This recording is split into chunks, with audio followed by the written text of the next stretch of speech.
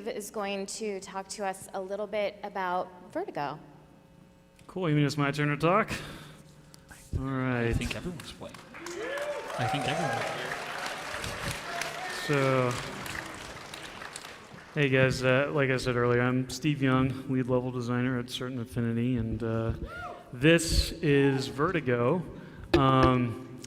Vertigo takes place on planet Tercera. It's in this sort of tropical environment, and you've got these massive conductors there in the background that are measuring the crazy electrical storms that are constantly ravaging the area here.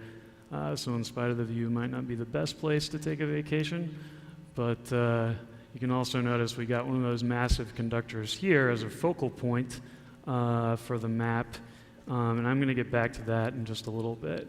Now Vertigo is an asymmetrical infantry-based map, and it plays extremely well in modes like Team Slayer, doubles, and especially some objective-based modes like King of the Hill, and extremely well in Extraction. And seriously, if you're a fan of Extraction, you're going to want to check this map out.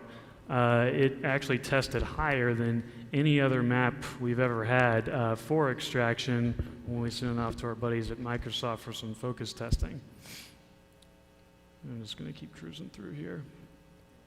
So one thing you may notice is we kind of like all our maps that we do for Halo, we really like to focus on player mobility and empowering the player to creatively and fluidly move through the map however they want.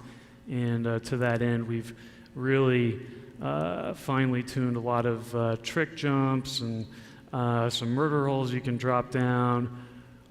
We got some action going on the back of the base here. I'm just going to zoom through in this cave. And I want to call it the artists here. They've been doing a great job really helping to call out and give each area its own unique identity. So even if it's your first time playing the map, it really won't take you long to establish your bearings and kind of learn the ins and outs and figure out where you're going with some confidence. Okay, now I'm going back to this first conductor. I'm going to go through the bottom here. Come out around the top. Now, before I get back into the conductor, I'm sure there are probably a few fans out there that remember Zanzibar. So you guys probably remember how badass it felt to run around and trek your way to the top of the tower, take out the coupling, and watch that catwalk fall so you could walk through the turbine to the other side of the map.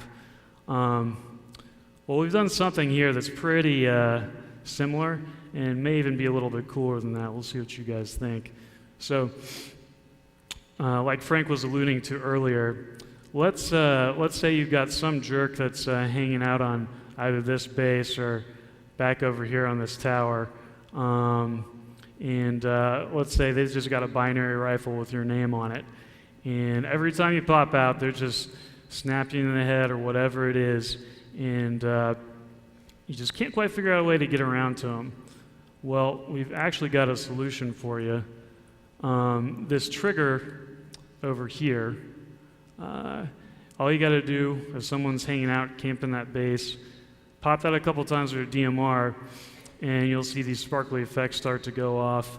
The shield's going to come down, and this whole top of the base here is going to start lighting up with this massive pool of electricity, which hopefully we're going to get to see pretty soon here. And at that point, that's kind of your warning. You got about 2 seconds to get your stuff and get out. If you don't get out, then all your shields are going to be drained if you're up on top of the base, kind of making for an easy cleanup. I think we're probably going to see that. Yeah, here it goes. Boom, shields are popped. That guy's trying to be a hero and save his teammates. Didn't work out so well. All right, so now these guys are sitting pretty over here, the blue team, but looks like their switch is getting shot, and now, bam, now they're all out. Let's see what's going to happen. This guy might make it. No. All right, too bad. All right, well, it looks like the blue team made out a little bit better than the red team here. But one thing that's pretty cool about this, unlike Zanzibar, is these player-driven events can actually be activated every 2 minutes. They reset.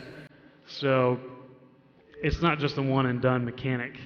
And we're really proud to get a really cool player-driven dynamic event like this back into a Halo map, because it's been a long time, and frankly too long, since we've seen something this cool, I think. So you guys are going to have a lot of fun with this, I think. And that is Vertigo.